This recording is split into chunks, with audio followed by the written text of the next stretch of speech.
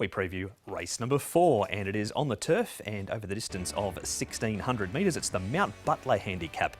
Darcy Joy carries the top weight again. Young Victory was badly checked at Happy Valley last time. The Hulk, he won at Happy Valley last time, carries an extra £5 for it.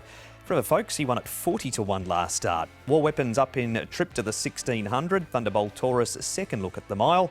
Co-partner Era is a 2-time course and distance winner, and Vanquisher has the hood off. We know horses like War Weapon, Tom, like to get back, and from barrier 9 over 1,600 metres, that's the case again. And if there's not a lot of pace in this race, it might sort of go against him here. Looking cool, likes to race handy. He's got barrier 2, so should be able to find the front pretty easily. Darcy Joy might be close with the Hulk, who was pretty much in the trail last start throughout the Young Victory. And co-partner Era at the back pool. Yeah, it looks like War Weapon, as you said, goes back. But the smaller field might help War Weapon. All right, we'll see his previous run shortly.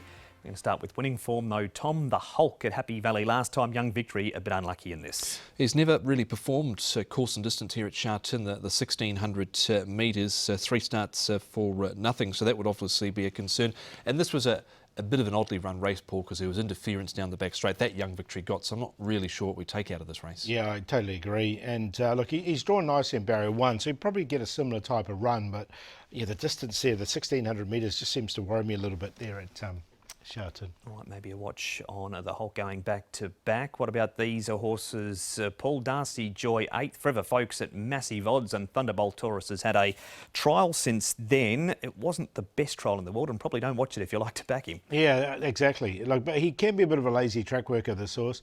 You can see him get to the outside. This was his first go over 1,600 metres. I'm willing to give him another chance. Forever Folks I've included as well, and I've also included Darcy Joy, so all 3 go in for me. Yeah, Darcy Joy's been relatively consistent, hasn't he? He had a good run on the trail last time out. He was a bit one-paced here, but I think he can bounce back. It's a course and distance he appreciates. He was beaten 6 lengths there, so I'd give him another chance. And here is War Weapon, Tom. We've talked about him. This is generally what you get. Get back and fly home. Every time with War Weapon, Pierre Rung and Zach Purton team up here. He's always in the market. Ran on again between runners. That was only 8 days ago, Paul, last Saturday, but you wouldn't want to take too much of a short price about him. No, with Zach. Zach's ridden him before, actually, this horse, so he does know the horse.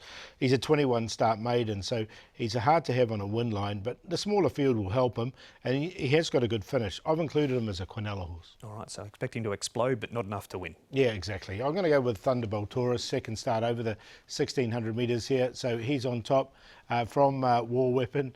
Forever Folks, he did win at his last start nicely, and Darcy Joy, we've spoken about all 4 of these, 7, 6, 4, 1. One on top for me, Darcy Joy does have to carry the big weight here, but he is more than capable. A 2-time course and distance winner. It wasn't a race I was overly keen on. War Weapon goes in, but hard to have on a win line, but he's not going to get too many better opportunities than this. Thunderbolt Taurus and Forever Folks, the last start. So winner 18 Palms has come out of that race and since won 1, 6, 7 and 4. Race number 4 is leg 1 of the Triple Trio also.